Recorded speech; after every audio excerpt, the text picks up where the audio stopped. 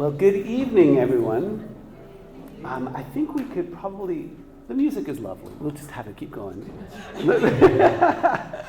Thank you so much for being here. It's really nice to see you all. My name is Omar Ali. I serve as Dean of Lloyd International Honors College, and welcome to our Artists in Residence Showcase 2024. The Pubantz Artists in Residence AIR program, named for our founding Dean of Lloyd International Honors College, Dr. Jerry Pubantz, who is actually in the audience. Great to have you here, Dr. Pubantz. He was instrumental in the creation of this program, and what it does, it promotes creativity and fosters artistic development within the Honors College community. This program encourages Honors College students with a pre-existing passion for the arts to explore and develop their creative vision over a full academic year, working with a mentor. It concludes with a showcase, today's showcase, of the students' work. So it's great we're all here. Being an artist in residence gives students of all disciplines an opportunity to engage in the arts in a rich and substantive way through the Honors College in collaboration with the Undergraduate Research, Scholarship and Creativity Office and the College of Visual and Performing Arts.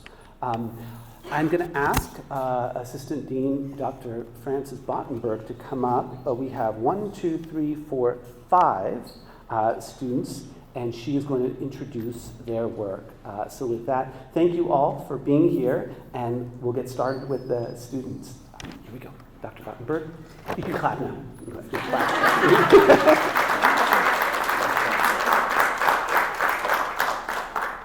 Good evening, everyone. How are you this fine, somewhat overcast Thursday in the middle of April?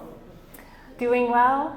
So happy to be here. This is actually my very first kind of official Honors College appearance. I started in my role in January of this year. And just so happy to have been privileged to join this wonderful team, this wonderful ensemble in the Honors College. And what a lovely program, the Artist in Residence program. So I am going to be introducing each of our artists in residence in turn as we go forward this evening. And then they will, each person will come up and present to you what they've been working on. So our first artist in residence is Sophie Shahan. Sophie, come on down. Sophie's project title is Corsets, Exploring History and Theatrical Mobility. Sophie Shahan is a senior BFA, a drama student with a concentration in design and technical production. She's been involved in the UNCG costume shop with the School of Theatre for the last 3 years and has completed projects from building mermaid tails and mohawks made of tulle. I thought I checked every word ahead of time. Of course, tulle. Mohawks made of tulle, to creating costumes for characters ranging from princes to rock stars. This project comes after a research project completed by Sophie last school year, where she was able to study methods of waste binding globally. Sophie, welcome.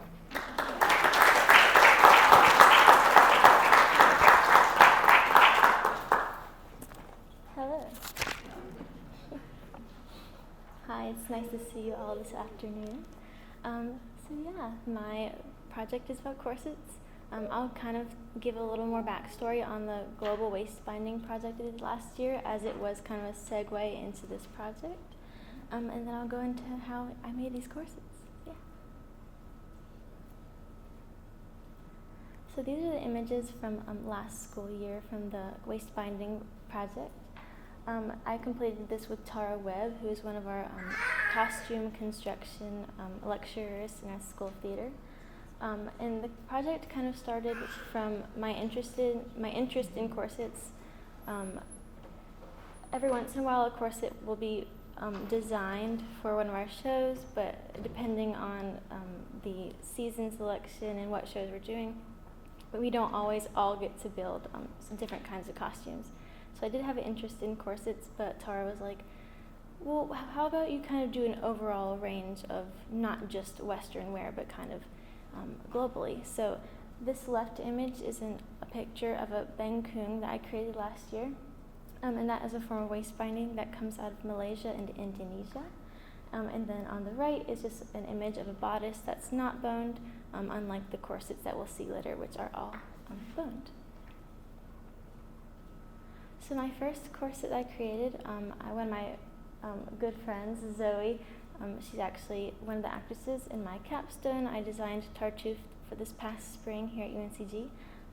All three of my models were actually in the show. So one of my main references for this project was a book called Stays and Corsets, Historical Patterns Translated for the Modern Body. And this kind of just gave me the shapes of where I could start. As we'll see through some of the later images, shapes began to change just through what we need for each person. But what we do in our costume shop is we start with a bodice block, which is a math drafting of a top. We do it for almost every costume that has a top or a dress, or sometimes we even use the bottom of it to then draft pants, just depending on what we need. So I had a good time doing that the last 3 years, and I was very confident in doing that. So I've created 3 of them for each of my models. And then from that draft, I then cross-referenced it with the image to the right, where the shape of each corset. This one is 1793. It's a fully boned short stay. And I can tell you a little bit about the design. So for the design for this one, I went with a more modern feel. We'll see in the next 2 corsets, they're kind of more historical. The fabric for this I just found in our costume storage. Thank you to Amy Holroyd, my mentor, for letting me kind of delve into our costume storage and find bits of fabric in there. This corset, as we'll see later, it's actually 3 layers of fabric on each piece.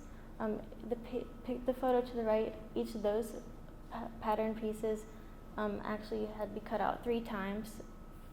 2 of each would be the muslin, which the sandwich is boned in, and then the final top layer, which is our fashion fabric. Yeah. This is the second corset for one of my models. 2 of my models, Emily and Margot, are both here today, so I recommend getting a little chat with them afterwards. And this one was the most work just because of the sheer number of pattern pieces. Each pattern piece you see on the right was cut out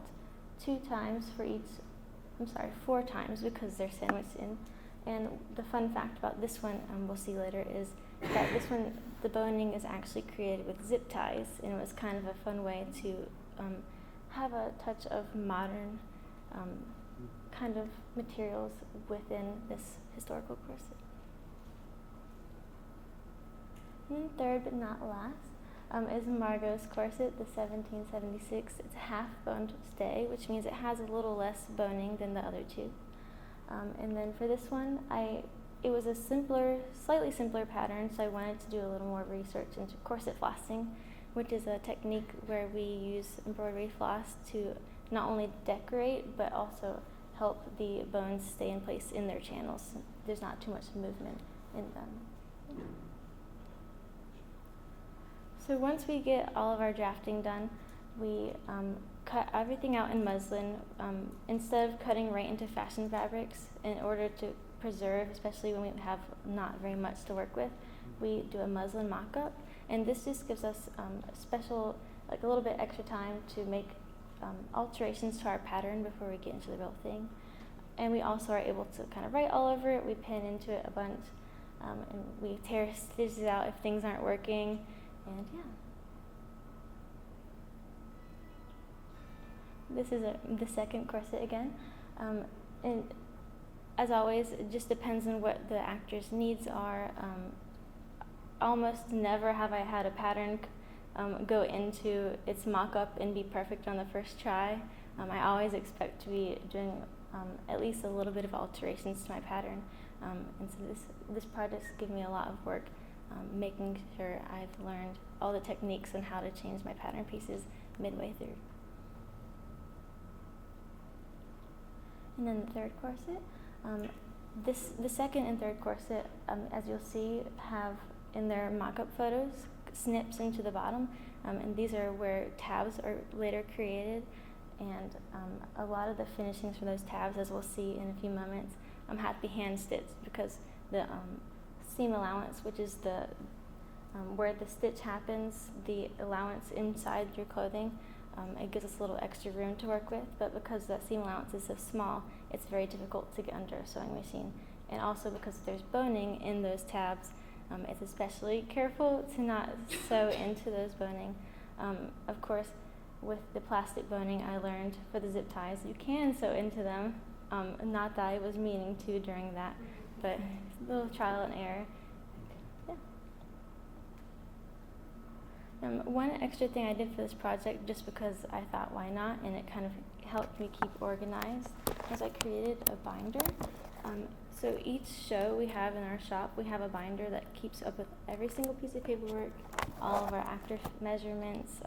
Typically they print out the design process, all those things. But for cutter drapers or draper packets, we fill out paperwork from what the fashion fabric is to what kind of boning to our finishings. And then we also write everything out. This is just in case in a shop scenario where the cutter draper would want, and cutter draper is someone who's creating the pattern pieces for to pass off to a first hand who does some stitching and then passes off to a stitcher. But this just makes sure that if things need to be passed on, that someone could get this paperwork and understand from the get-go what they needed to do next. So the final images for my corsets, each one went through a final fitting. They weren't fully completed until after these final fittings, but these fittings just give us a little more time to make sure that everything is looking good, any last-minute adjustments. On the left is Zoe's final fitting. Zoe's corset was complete before the other two, just because I did take it along with me on the road to Mobile, Alabama for the Southeastern Theater Conference this past spring. And so I wanted to make sure at least one was fully complete so I could have something to show for the work. And then on the right is it on a mannequin in our costume shop. Then Emily's final photo. Hers obviously went through quite a bit more work after her final fitting. I added piping on, which is where the hand stitching came in for the tabs, and then also as well making sure that lacing was in and all that good stuff. And then for Margot's, Zoe's and Margot's corsets both had eyelets at the top where their straps are, and so I kind of added a little bit of UNCG colors. All of the corsets ended up being the school's colors on accident, because I started out with the very floral one, and it kind of just worked from there. So I ran with it. Why not? And then these are just some of my references for the information I used for this project. Thank you so much.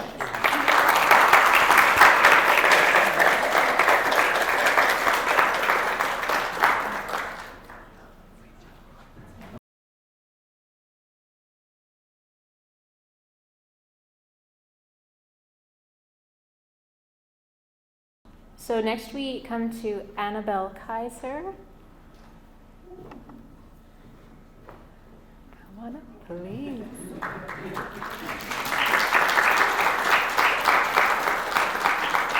So Annabelle's project title is The Children of Nightmare.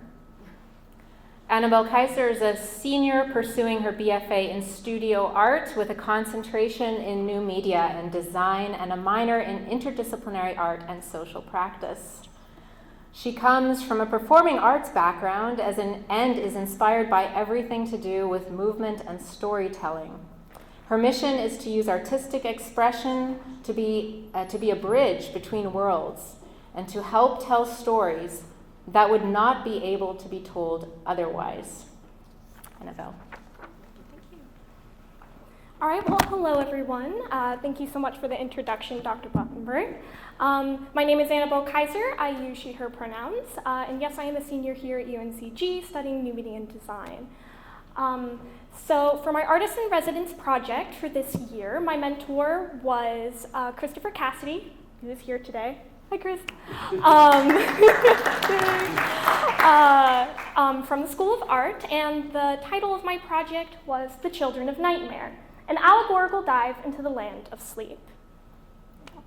Before I start going into the details of my project, I would like to tell you a little bit of a story on where this all started. I'm going to bring you back to May of 2021. I had just ended my freshman year of college and changed my major from dance performance, dabbling a little bit in theater, to studio art with the intention of pursuing new media and design. And I was bored, honestly. It was all after the crazy schedule of school, just kind of coming back home and decompressing, but I still felt this creative energy and wanted to make something.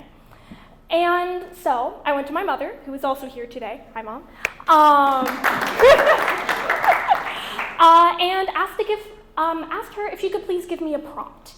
And the prompt that she gave me, she said, let's draw something creepy. This is not something I had ever tried to do before, but I found it to be a really exciting prompt, and then proceeded to take the rest of the evening exploring ideas. And what came out of this was this drawing. It is of this young girl holding a stuffed animal surrounded by these amorphous swirling shapes and tendrils full of eyes, illuminated by a single bare light bulb. And when I looked at this character, I decided to name her Insomnia, because I felt like that she evoked the feeling of what it is like to experience the symptoms of that disorder. And for the rest of the summer, I kept on coming back to this image, so flipping through my sketchbook and coming back to it, and started asking myself some questions. Like, what if Insomnia wasn't an only child? What if there is this land of sleep in which elements of sleep and sleep disorders are their own people, and they exist in their own world. And any time that someone is experiencing these symptoms, it is in fact just that character coming to visit them. This concept was then put on the back burner as I started my sophomore year of college, but came back up as I became aware of the Artist in Residence program. I thought it was an absolutely wonderful opportunity to give this idea the time it deserved. So what exactly is the Children of Nightmare?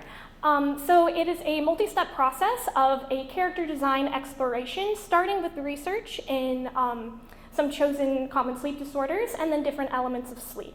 I then took what I learned from that and created an illustrated children's storybook. So what exactly was the process like for that? So starting with the research, picking which disorders I wanted to continue with, going through a character design exploration process, creating the story, and then putting everything together in layout to eventually print the book. For character design, you often take your word prompts that you want to start with and just create a bunch of iterations of different ways you can interpret that prompt.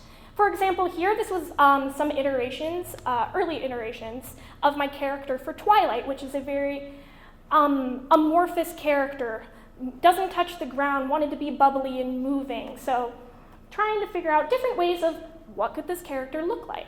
And something that you want to focus on as you're doing your character design exploration is the silhouette of a character. What is the general shapes that you are exploring?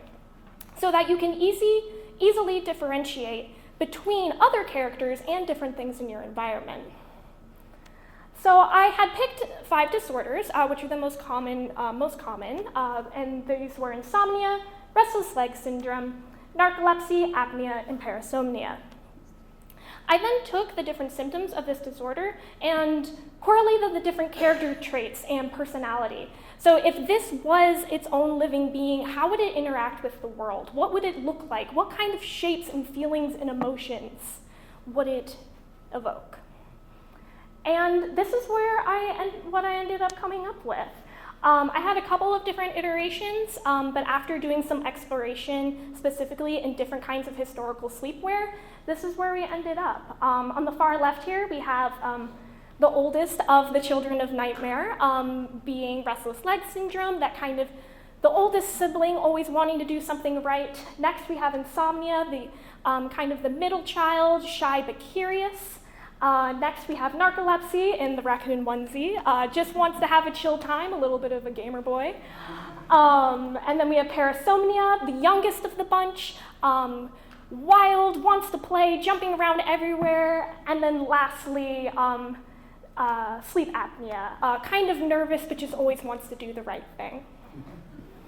And now that I had these base characters all set and done, it was time to start exploring the story. What did I want to tell with these characters? And so I came back to my love of Joseph Campbell and his theory of the monomyth, or the hero's journey, which is often categorized into more categories than just the four, but since I knew I wanted to be a children's storybook, decided to stick with this kind of quad organization. Starting with the call to adventure, the supreme ordeal, going to the unification or transformation, and then going to the hero's return. And this is what I ended up coming up with. So the protagonist is taken to the land of sleep, learns new things by helping its inhabitants. The protagonist then enters the large castle to confront the object of their fears, meets their fears and finds out they're not what they thought them to be, and then finally returning home with the tools that they need to no longer be afraid. And as I was writing my story, I was having problems trying to figure out exactly how I wanted to incorporate the children of nightmare and how I wanted them to interact with my protagonist. Until I had a funny realization. Not only is the hero's journey can be categorized in this 4 groups, but so can the stages of sleep. The stages of sleep are categorized from N1 to N4, N4 being more commonly talked about as the REM cycle. And I realized what I could do is have my protagonist not only be traveling through the hero's journey, but also be traveling through the stages of sleep in the order that they appear. And that each of the children of nightmare can meet our protagonists within the stage of sleep that they are most apparent and their symptoms are most active. So once I made this realization that the story just kind of came out, decided to write it in rhyming couplets because I am a love of poetry. And that was wonderful, and that's how that came together, which was great. So now that I had my story and all of my characters together, it was time to do the whole layout process. This is a picture it's actually still currently up in the living room of my apartment, of my initial thumbnail sketches of the layout process. So now I had the story and the characters, but visually, how do I want to put it all together? So these pencil thumbnail sketches, bunch of sticky notes for edits and different things I wanted to explore, and then I scanned all of these sketches and put them digitally into a digital painting software and started exploring different other ways of like value studies. How can I make things pop out from other things? So like, can the characters be visible? Are the elements that I'm wanting to pay attention to the first thing that comes to a viewer's eye? And once I had this basic layout done, I continued exploring it in my digital painting softwares. And brought those sketches in and started with a line art. So it's just the basic shapes, the characters very clear, and then was able to put everything into a different layer and digitally paint using Procreate and Photoshop. Everything clearly, honestly, give it color, make it fun. This is the fun part. Yeah, and then eventually getting the full rendered illustration. And once I had all of my finished illustrations, I was able to put everything together in Adobe InDesign and finally have all the visual and the text come together within the book, create the whole layout of the thing. You do it as different spreads, so like how you would see it within the book. And it was a really amazing process. I did not expect how difficult it was going to be your own illustrator, writer, and editor. That was definitely a bigger task than I expected. But the whole process was definitely very fulfilling, and I have a whole newfound respect for every book that I pick up. So this is one of my favorite spreads of the book. It is when my protagonist, Jamie, is first brought to the land of sleep. I hope that anybody who picks up my book, which is actually here today, which is great, finds a new value in their sleep and is never afraid to reach out to folks and learn the tools that they need to take care of themselves. There you go. Thank you so much for listening to me today. By the way, if you would like to scan this QR code, it will bring you to a slide format that has all of the pages of the book with myself narrating it. You'll have an opportunity to read my book. I'm going to leave it at the table over there. And also, if you have any questions for me about my presentation or any of my research, I'm happy to share any of my sources with you. Awesome. Thank you so much.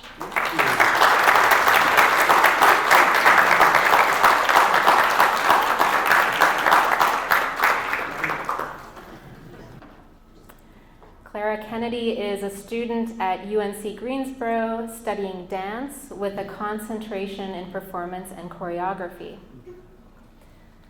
Clara has trained in several illustrious spaces, including Bearskill Dance Theater School, at her primary mentors were Mari O'Donnell and Kristen Klotfelter, the Alvin Ailey Summer Intensive, the American Dance Festival's pre-professional program, the University of North Carolina School of the Arts Contemporary Dance Intensive, the B-12 summer program, and ADF's SDI.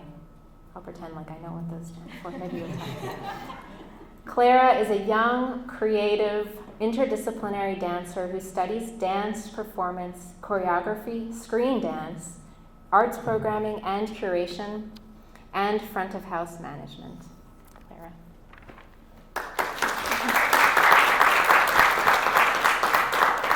Hi everyone, thank you so much for having me here today. I'm really excited to share with you my project, Alloy. So what is Alloy?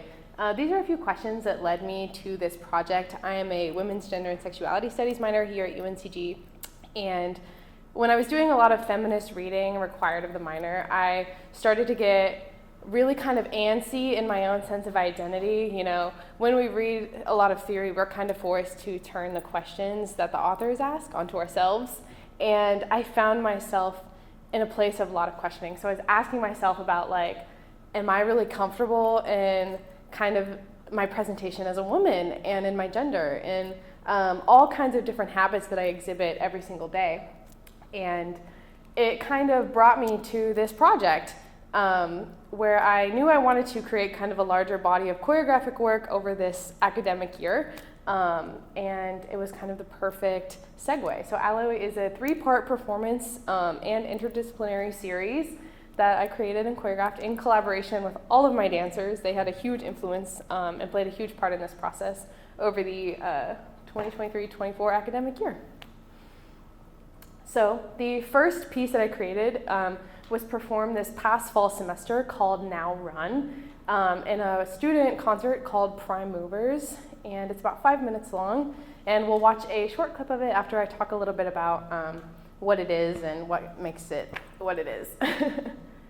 So this is just a little excerpt from the artist statement that I'm going to have up here while I talk about it, but I wanted to start, so I had all these huge questions. It was very large scale, and I knew I needed to kind of narrow it down and pick one specific area to start, and that was habit and repetition.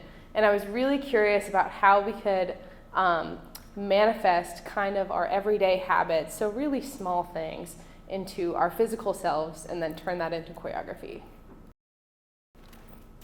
So some questions that I asked were like, what does a collective habit look like?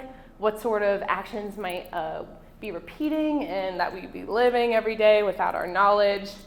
And I was really influenced by this thing that my mom says a lot, where she's like, well, you know, a small habit will create large change over time, you know, baby steps. And I was like, well, that seems a little obvious to start with like a dance where you do a lot of small things and then it gets bigger. But what if I flipped it inside out and inverted it? And we had really big physical manifestations of habit with little to no change over time in a piece. So the dancers were so tired after doing this dance, but it's really exciting to watch. So how I went about this idea.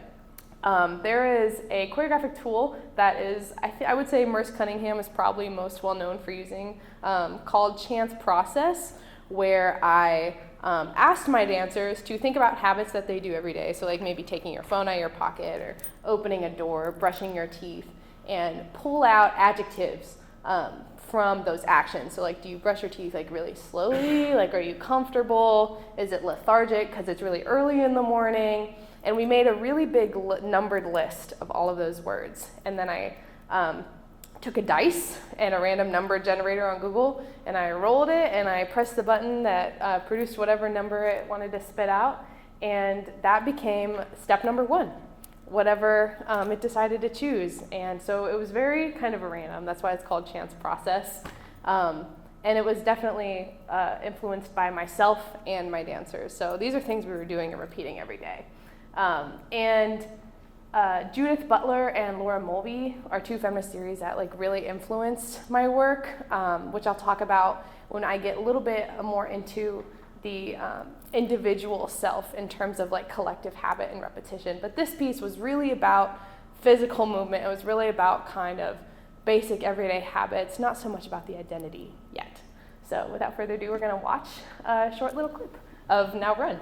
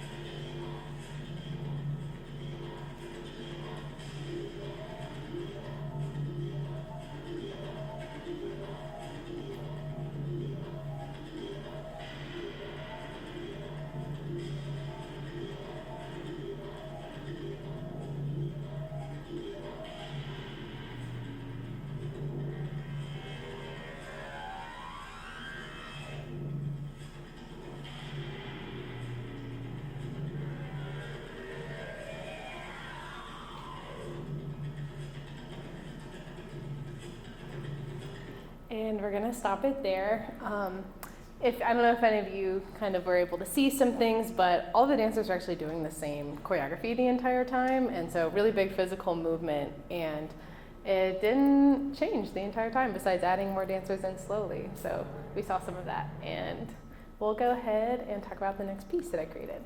So the next piece is called Echoes, and this was screened fall of 2023. This was a film that I created as a final for one of my screen dance courses. And Echoes is kind of the second piece to these larger questions that I had about collective habits. So I then turned upon myself and my identity as a woman and kind of non-binary person, and I was specifically thinking about how I was performing gender.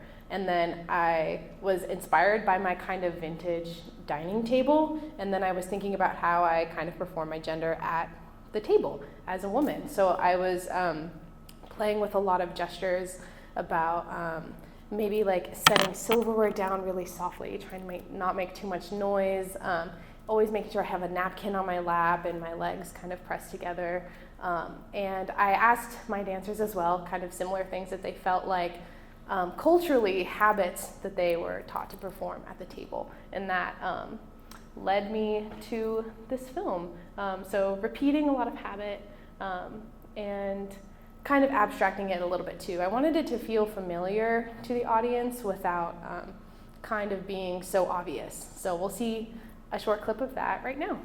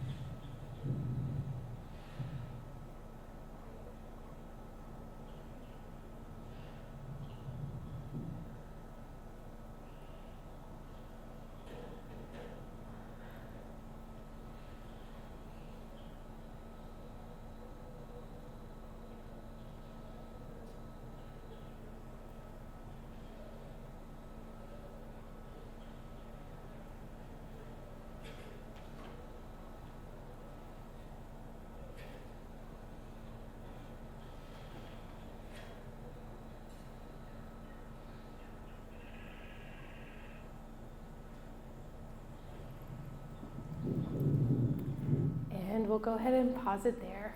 If you're interested in seeing the full thing of both of these, just let me know. I have the links and as much shareability as you'd like. I'm not too concerned about like hoarding all of it for myself, so just ask afterwards and we'll talk about it. Okay, moving on to the final part of the series, which is called Abacus, and it has not yet been performed, so I'm sorry to leave you guys hanging, but you're just gonna have to come to the show. It's next Friday and Saturday, April 19th and 20th. It is also my BFA thesis work, so this is longer than both of the past two pieces. It's about 11 minutes in length, and I will talk a little bit about it. So Abacus is kind of the final installation of all this, so I kind of focused on like collective habit, little things we all do that might be similar, and then maybe a broader scope of a cultural habit that a lot of people can relate to in terms of womanhood. And then this exploration of that is much more interpersonal. So I was asking my dancers to reflect on their own identities and to think about kind of certain emotions, certain driving forces that they feel impact them, and maybe a cultural habit that they feel like they might be boxed into based on their identities. So, you know, speaking for myself as a woman, I feel like I was conditioned to perform in certain ways, and that's where some of my choreography came from, specifically from those experiences. And I asked dancers from all sorts of ages and backgrounds and their own experiences to come up with similar kind of process to the beginning, where we come up with a series of adjectives and we roll the dice and we arrange the order, but on a much more individual level. So personally to all the dancers, we were doing that. And I was also this time inspired by the Fibonacci sequence in terms of spatial patterns. So that's a little kind of random tidbit I just was really curious about and decided to throw in. So Abacus is kind of named a little bit after some of the spatial patterns that I use in this piece, and some of the spirals that we do through inspired by the Fibonacci sequence. And it is kind of large scale. It's very driving. It's still just as physical as Now Run is, and it is, I would say, probably maybe the most emotional of the three. So if you're curious about that, you can scan the QR code. This is our thesis poster with all the kind of information and where it's at, where you can buy tickets. But yeah, that is all I have. I've been working on this all year, so thank you guys for listening to kind of my research and seeing some clips of my work. Thank you so much.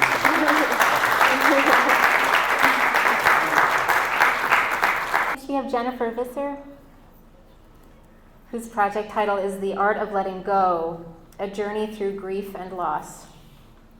Jennifer is a senior nursing student who has been writing since she was a teenager. Already a published author, she seeks new opportunities to hone her craft and was delighted to be chosen to present her work this evening. She draws inspiration from music and her own experiences when writing her stories and hopes to continue publishing after graduation. Outside of her work for the program, she is working on a longer piece of fiction and a science fiction series. Her previous publications include stories in 4 anthologies, with a 5th in the making. When not studying or writing, she seeks inspiration for stories both new and old. Jennifer.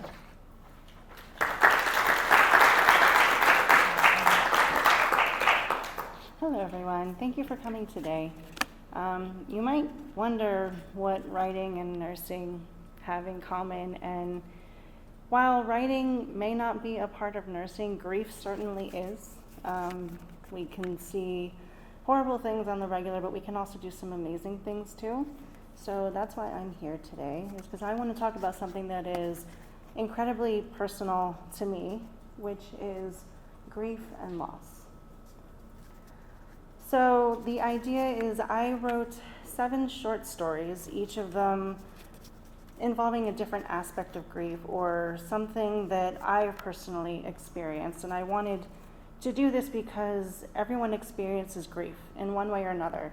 And even if it doesn't look like someone else's grief, it's something that can bring people together. And I wanted to do that through my stories. People sometimes don't know how to express grief. It's one of those things that sometimes is really hush-hush and we don't talk about it. Or it can be really uncomfortable to bring it up and people don't know what to say and they don't know how to respond or how to act around someone who is grieving. So I wanted to try to bring a little light into those experiences and help people connect. And the last part of that is you're not alone. And everyone thinks they do. When you're going through something like this, it can feel really isolating and like there are walls closing in on you and there's no one around who understands, but that's not true. Because everyone experiences this at one time or another, and we need to come together and help each other and understand that there are people out there who know what you're going through. So as I stated in my bio, a huge part of my inspiration comes from music. I love music. It's the universal language, and I think that there are certain pieces that can just move you to tears, and you may not understand why. I can hear a song or a little piece in a song, and I just have this feeling. And I don't know where it comes from, but it inspires me to write about it. I'll take a little piece and I'll develop a story, or I'll develop a character, and I'll just take it and I'll run with it, and I'll see where it goes.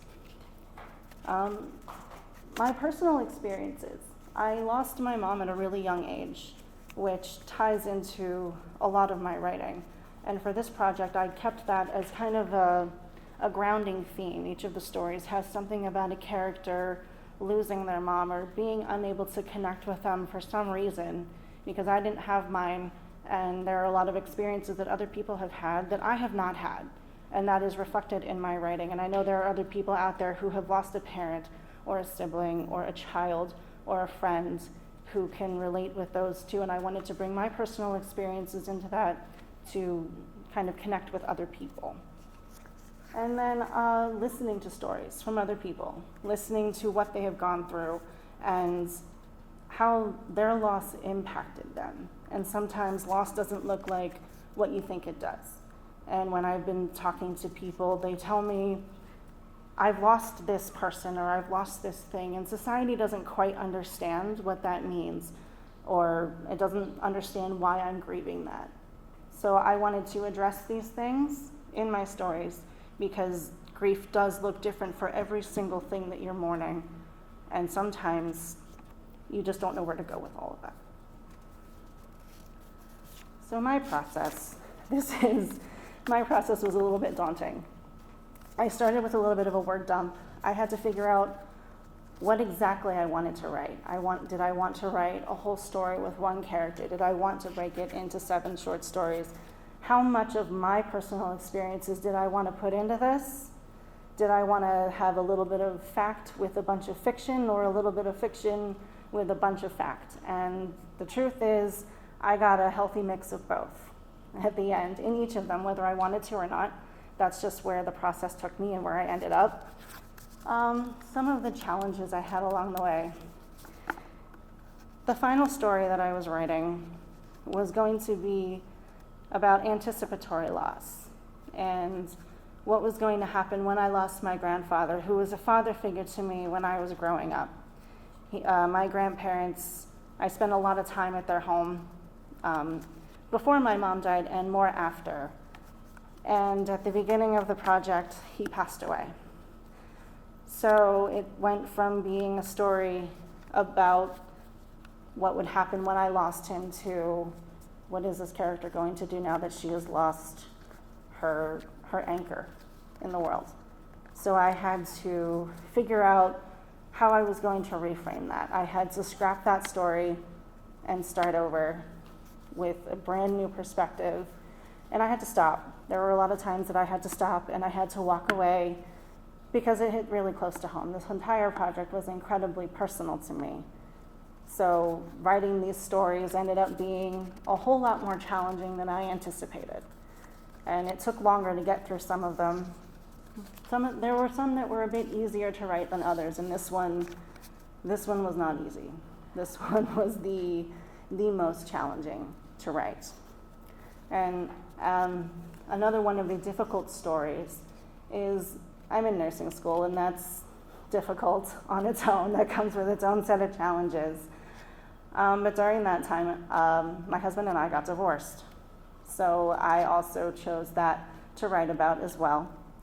And that one took some time. I had to sit with that one because there were a lot of feelings involved, a lot of relief because the difficult part was over, but sadness from letting something go that I had been a part of for 15 years. It was difficult to put all of that into words and try to make it not just about me, but try to connect with other people, try to make it something that other people who have gone through this can relate to. And that story doesn't necessarily have a sad ending. It's kind of indifferent. I left that one up to interpretation because not everyone is happy or sad or angry about losing a partner. So these are all of the stories that I wrote. 10 Years is about the loss of my mom, and Normal Sinus Rhythm ends with the total loss of my past, of losing that anchor, my grandfather, and what all of that meant, losing the house that I cherished so much, and losing a big part of who I was for almost 40 years. And I have taken each of these stories and tried to connect them a little bit with each other to give it that common thread. But at the end of the day, the stories are really what the readers interpret. And I've had several people come up to me and I've shared my stories with them, and they've said, I didn't know what I was feeling during this time, but this helped me to understand. This helped me to put it into words when I didn't know how to do that before. So I have a video, which is kind of the culmination of all of it. In this video is a piece of music that really touches me. There's no lyrics in it, but on the screen will be lines from the stories that I wrote, some inspirational quote, not necessarily inspirational quotes, but quotes about grief that really moved me. And the song is called Tell Her I Wasn't Scared. And I don't exactly know the meaning of that title because I didn't write the song, but hearing it just it evokes a lot of emotions in me. And it really helped me while I was writing my stories. And I hope you enjoyed the video.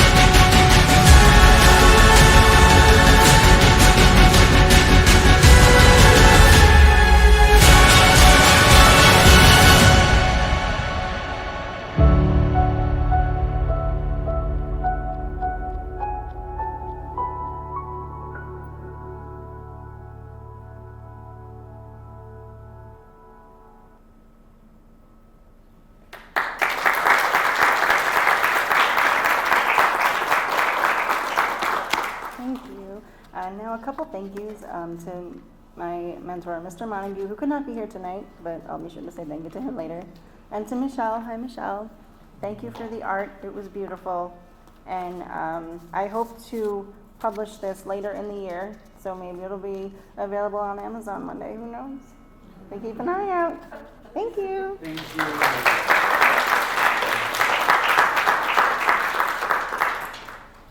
Thank you so much, Jennifer.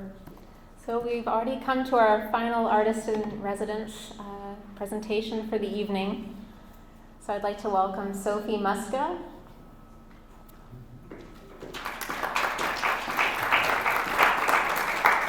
Sophie's project is titled Scions of the Solar Sea, and I actually had a sneak preview yesterday because Sophie presented at the ERSCO Expo.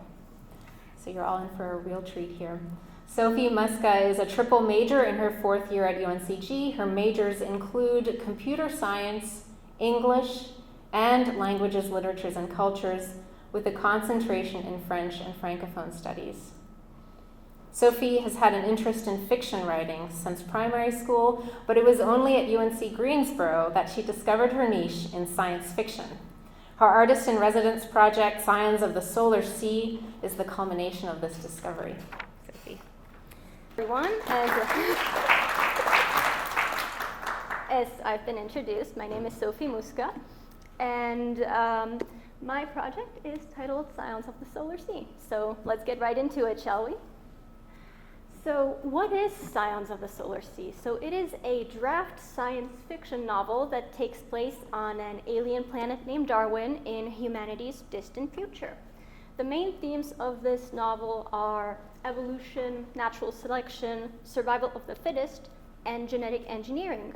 And they were inspired by my love of heavy metal, specifically by my love of the symphonic metal band Nightwish, who has 2 beautiful albums devoted to celebrating evolution. The initial idea for this project formed in December 2022, and this was right before I was supposed to start my final fiction writing class, English 425, taught by my mentor, Holly Goddard-Jones, who's here today.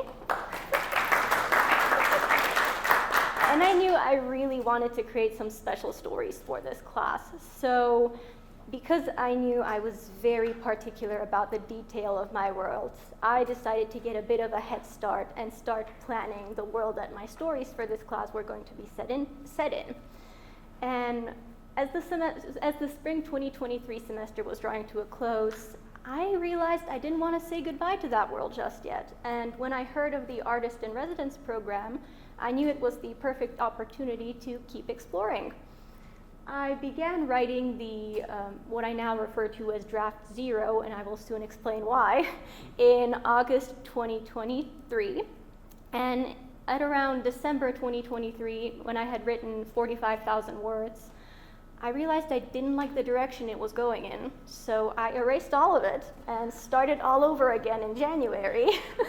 And by March 2024, or near the middle of March 2024, I had a completed first draft with a length of 31,000 words. So an important aspect of Scions, it being science fiction, is of course the science, right?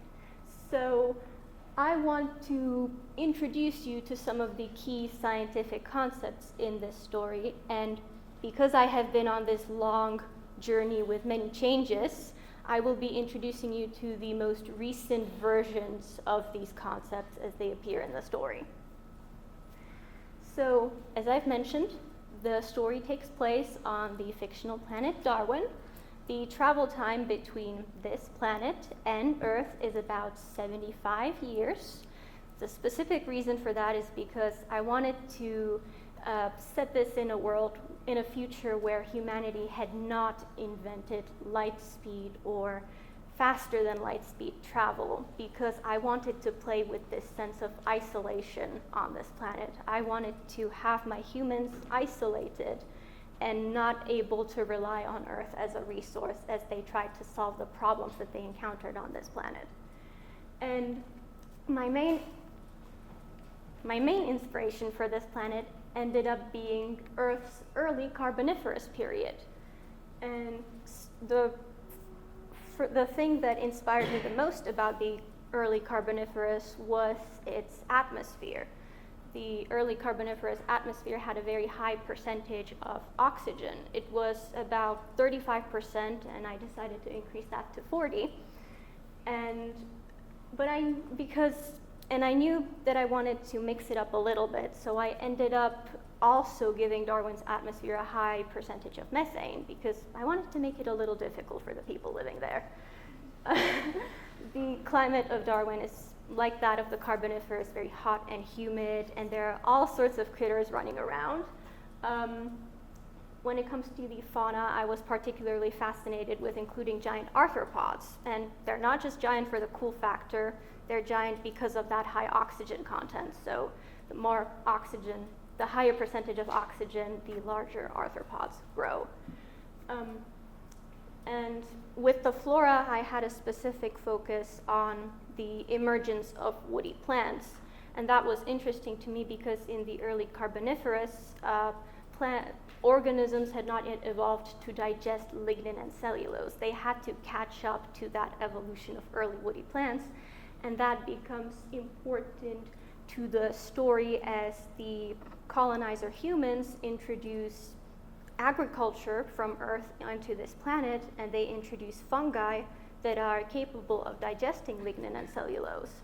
And so while these introduced fungi have some benefits for the planet's ecosystem, including as a new food source for the native fauna, they also begin digesting that lignin and cellulose and changing both the fact that both the atmospheric composition by decreasing that O2 content, but also they start decomposing those woody plants that would just fall and then form coal deposits. And so I talk about humans on this planet a lot. So before we get into that, here is a size comparison of what a slightly taller human would look like compared to the fauna of the early Carboniferous that inspired that of Darwin. You can see my favorite, the Arthropleura, all the way on the right, which was an arthropod that had a length of about 8.5 feet. Okay. So as I've mentioned, I talk about humans a lot, and the main humans of this story, or I should say the only humans of this story, are members of the species, fictional species, Homo darwinensis. They are the descendants of Homo sapiens, the genetically modified descendants of Homo sapiens, and they were genetically modified. They were created specifically to be able to survive on this planet. And one of the key differences between Homo darwinensis and Homo sapiens is Homo darwinensis is blue blood, which contains a copper-based oxygen transport protein that has a higher affinity for oxygen than for methane.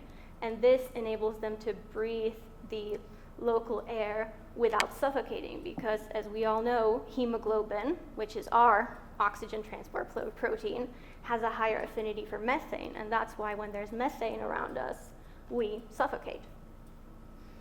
So Homo darwinensis in this regard is better adapted to life on Darwin. However, it comes with its disadvantage of being susceptible to local pathogens, which I will get into later. Now, as I mentioned, Homo darwinensis is the only human species on Darwin, and that is because Homo sapiens no longer exists. As decades passed, it sort of became naturally evident that Homo darwinensis was just better equipped to survive on this planet, and because of that isolation, Homo sapiens slowly stopped breeding and eventually died out. But Homo darwinensis did inherit many of its cultural traditions, such as mineral collecting, which dates all the way back to the time of the first colonizers, and the importance of mining to their survival. And so now I'm going to talk about one of the key members of the Darwinian fauna. That would be the fictional species Omiclonema radiodurans. I abbreviate it as OR because the name can get a little long. And so it is an organism native to Darwin, and it was first conceptualized as an extremophile that was capable of surviving in space. However, I quickly realized that didn't work, and so I redesigned it as an aquatic parasite. It is predominantly found in shallow coastal waters and in the brackish waters that are found near the edges of the Darwinian swamps around Darwin's largest city, Rougon.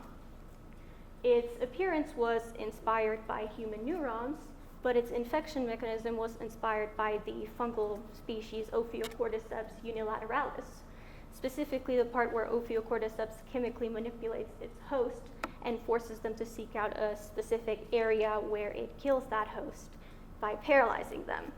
But in the case of Ophiocordyceps, this happens to ants, and it forces them to climb on top of leaves where it clamps its mandibles shut, and then they die, and then a stalk grows out of its head and releases spores to infect more ants. In the case of ore, the chemical manipulation forces the host to seek out shallow water, where it paralyzes them, and so if the host is a terrestrial animal, it drowns. And then, because spores don't work as well underwater, and it's also kind of a science fiction cliche, let's be real, I decided to use pheromones. So ore releases pheromones to attract aquatic life forms, and then those aquatic life forms are attracted to eat the body of the host and thus become infected. And this becomes important for one of our main characters, along with the fact that ore, as a side effect, promotes neurogenesis and genetically passes down memories to its offspring. So this is just a picture for reference of Ophiocordyceps infecting an ant. Okay. Now, as I mentioned, ore is important to one of our main characters, and really when I think about it, to both of our main characters. And those main characters are named Amond Estragon and Nereus Anastos. So let's meet them, shall we? Nereus is a 19-year-old university student who majors in biology, and one of the key aspects of his character is that he is grieving for his deceased brother Giannis, who disappeared in the swamp around town during a summer camp and whose body was never found. Now, in the original draft, the draft 0 that I mentioned, his body wasn't found until the end of the story, but I realized that made Nereus just a little too passive because he just spent most of the story taking care of his rather high maintenance mother, to put it politely. And so I decided that post-draft, after I finished draft 1, I realized that I will definitely move this discovery to the beginning of the story. And what I plan to do with that is that onslaught of fresh grief is going to motivate Nereus to compete for a very prestigious science award that was won by his mother a year earlier, due to her work on helping engineer a virus to try to eliminate those fungal species from Earth that I mentioned that were destroying Darwin's ecosystem. And he ends up researching ore for his paper, and that is what leads us to the second character, Amond. So Amond is a 23-year-old university graduate with a degree in business management, and he works at the family health and wellness boutique and is slated to take over one day. Amond isn't a very happy person. He was accidentally exposed to a virus native to Darwin called the paludisvirus at the age of 10 when he was touring a lab that his cousin Belladonna was a member of. And this exposure left him with permanent nerve damage. And he has been desperate to cure himself ever since. And so when he discovers that ore promotes neurogenesis, he really wants to try it. And he ends up doing so, even though his the members of his family who are well versed in science and frankly common sense advise him not to. And so at the beginning of the story, he discovers the body of Nereus's brother, and he discovers that this body is infected with ore. And so he decides that he will use it to infect himself because in his mind at this point he has nothing to lose. And as he infects himself, ore passes down Giannis's memories to him, and this will lead him to connect with Nereus, as together they navigate the changing landscape of Darwin and discover the importance of adapting to change. Change is an important part of this story, or changes Amon. Through that, Amon changes Nereus, and the environment changes around them. Old rules stop applying, predators start migrating to different parts of the world because of food, and new rules are born. And an important takeaway for these characters is that adaptation leads to survival, but a lack of adaptation can lead to death. And the key idea here is ultimately that change is outside their control, and so they have to decide if they want to live or if they want to stagnate and potentially die. All right, thank you very much. If you have any questions, feel free to talk to me after, and I will be happy to answer any of them. Thank you.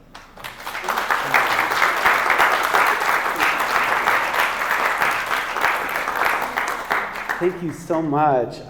Let's give Sophie, Annabelle, Clara, Jennifer, and Sophie another big round of applause. Thank you so much.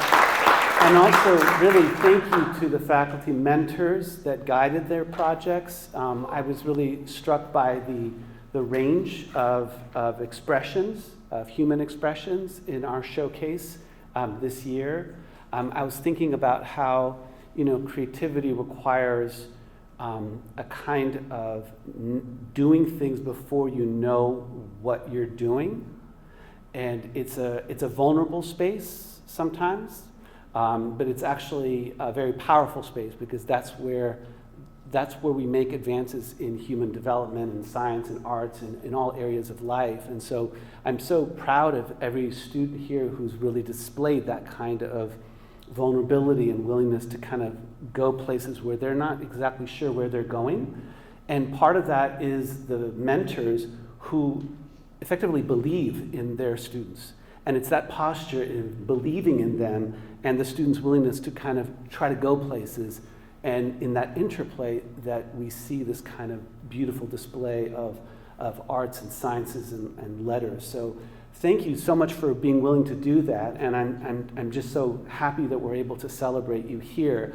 We have a reception. We'd love to have you come to. It's right behind you, so you just have to turn around. And do ask the artists in residence questions. Part of what you've seen is just part of what they actually did and created together. So do ask them some questions. And again, thank you all for coming this evening and for celebrating their work over this last year. Have a good evening. But before we say goodbye, please enjoy the food and the drinks. And let me also thank Miss Linda Dunson-Stacy. And thank you. And all of the student ambassadors and colleagues in Lloyd International Honors College, and also the staff that made this happen. And so thank you all very much. Have a good evening.